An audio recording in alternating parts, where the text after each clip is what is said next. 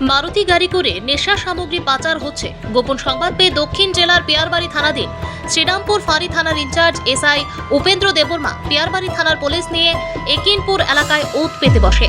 নীল রঙের TR01M0484 নম্বরের মারুতি গাড়ি গৌরাঙ্গ বাজারের দিকে যাওয়ার সময় একিনপুর বাজারের কাছে এলে পুলিশ গাড়িটিকে থামাতে নির্দেশ দেয়।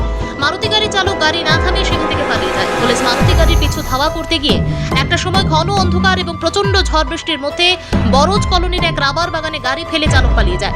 এলাকার কিছু জনগণকে এনে পুলিশ মারুতি গাড়ি তল্লাশি শুরু করে।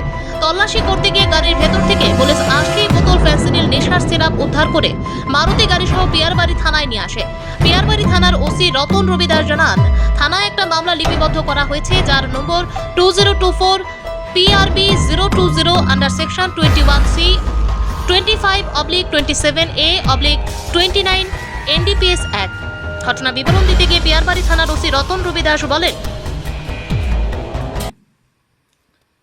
আজকে আমাদের পিয়ারবাড়ি থানাধীন শ্রীরামপুর আউটপোস্টে একটি গোপন সংবাদে খবর আসে যে একটি ব্লু কালার মারুতি ভ্যান, যার নাম্বার TR01M0484, ওই গাড়িটি দিয়ে একিনপুর থেকে গৌরাঙ্গ বাজারের দিকে কিছু কন্ট্রাব্যান্ড আইটেম নিয়ে যাচ্ছে।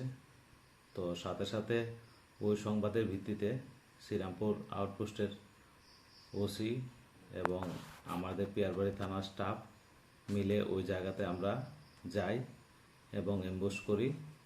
তো গাড়িটা যখন একিনপুর বাজারের কাছাকাছি আসে তখন আমরা গাড়িটাকে আটকানোর চেষ্টা করি, কিন্তু গাড়িটি সেখান থেকে পালিয়ে যায় এবং বরজ কলোনি একটি গ্রামের মধ্যে রাবার বাগানের ভেতরে গিয়ে ঢুকে পড়ে।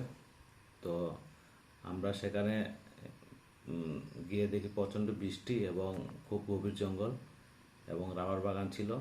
সে গাড়িটি জঙ্গলের মধ্যে রেখে পালিয়ে যায়। তখন আমরা পার্শ্ববর্তী লোকজনদেরকে ডেকে গাড়িটি আমরা তল্লাশি করি এবং ওই গাড়ির ভেতরে আমরা সর্বমোট 80 বোতল ফেন্সিডিল উদ্ধার করি এবং সেগুলো আমরা সিজ করি। গাড়িটিকেও সিজ করেছি এবং এই বিষয়ে আমরা একটি মামলা নিয়েছি। এটা তদন্ত করছি কে কে এই ঘটনার সাথে জড়িত এবং অতি সত্বর আমরা তাদের বিরুদ্ধে আইনগত ব্যবস্থা নেব।